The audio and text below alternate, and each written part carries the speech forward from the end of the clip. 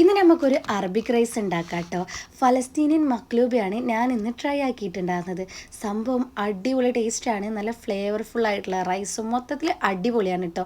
എന്തായാലും നിങ്ങളൊന്ന് ഉണ്ടാക്കി നോക്കാം. അപ്പോൾ നമുക്ക് റെസിപ്പി കണ്ടാലോ. ആദ്യം തന്നെ ചിക്കൻ എടുത്തിട്ട് നന്നായിട്ടൊന്ന് കുത്തി കൊടുക്കേണ്ടത്. തൊലി കളയാത്ത ചിക്കനാണ് കേട്ടോ ഏറ്റവും ടേസ്റ്റ് ഉണ്ടാവുക. ഇങ്ങനെ കുത്തി കൊടുക്കണത് എന്തിനാണെന്ന് വെച്ചാൽ നമ്മൾ മസാല ഒക്കെ നന്നായിട്ട് ഉള്ളിലേക്ക് പിടിക്കാൻ വേണ്ടിയിട്ടാണ് കേട്ടോ.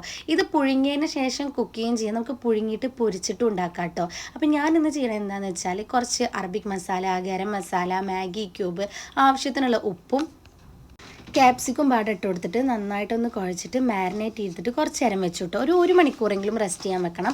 അതിനുശേഷം കുക്കറിൽ ഇതിട്ട് കൊടുത്തിട്ട് ആവശ്യത്തിനുള്ള വെള്ളം ഒഴിച്ചിട്ട് 2 വിസിലടുപ്പിച്ചെടുക്കുക കേട്ടോ. നമുക്ക് ചിക്കൻ്റെ വേവിനനുസരിച്ച് ചെയ്താൽ മതിയെ. അതിനുശേഷം ഞാൻ ജസ്റ്റ് ഒന്ന് ഫ്രൈ ചെയ്യുന്നുണ്ട്. ഇത് സ്കിപ്പ് ചെയ്യണമെങ്കിൽ സ്കിപ്പ് ചെയ്യാൻ നിർബന്ധമില്ല.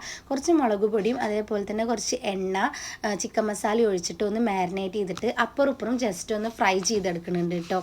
ഇത് നിർബന്ധമല്ല, നമ്മളിങ്ങനെ ജസ്റ്റ് പുഴുങ്ങിയിട്ട് അങ്ങനെ തന്നെ കഴിക്കാം, നമ്മുടെ ഇഷ്ടത്തിനനുസരിച്ച് ചെയ്യാവേ. അതിനുശേഷം നമ്മൾ നേരത്തെ ചിക്കൻ പുഴുങ്ങാൻ വേണ്ടിയിട്ട് എടുത്തിട്ടുള്ള ആ ഒരു വെള്ളവും അതിൻ്റെ ഒപ്പം തന്നെ അരിക്ക് വേണ്ട വെള്ളം മെഷർ ചെയ്തിട്ട് അരി ഒന്ന് വിസിലടുപ്പിച്ചെടുക്കണം കേട്ടോ. പിന്നെ അതിൽ കുറച്ച് പട്ട, ഗ്രാമ്പ് അങ്ങനത്തെ ഐറ്റംസ് ഇടാം. പിന്നെ കുറച്ച് വെജിറ്റബിൾസ് ഫ്രൈ ചെയ്തെടുക്കണം.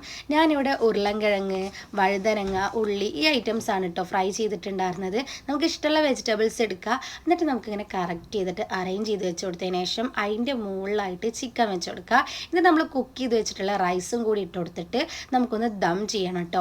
കുറച്ച് നേരം ദം ചെയ്തതിന് ശേഷം സംഭവം എടുത്താൽ അടിപൊളി ടേസ്റ്റാണ്. എന്തായാലും ട്രൈ ചെയ്ത് നോക്കുക. നല്ല ഫ്ലേവർഫുൾ ആയിട്ടുള്ള റൈസാണ്. അറബിക് റൈസൊക്കെ ഇഷ്ടപ്പെടുന്നവർക്ക് എന്തായാലും ഇഷ്ടപ്പെടും. അപ്പോൾ നിങ്ങൾ ഉണ്ടാക്കിയിട്ട് എന്തായാലും ഫീഡ്ബാക്ക് പറയുക. അപ്പോൾ പിന്നെ കാണാം. ബൈ.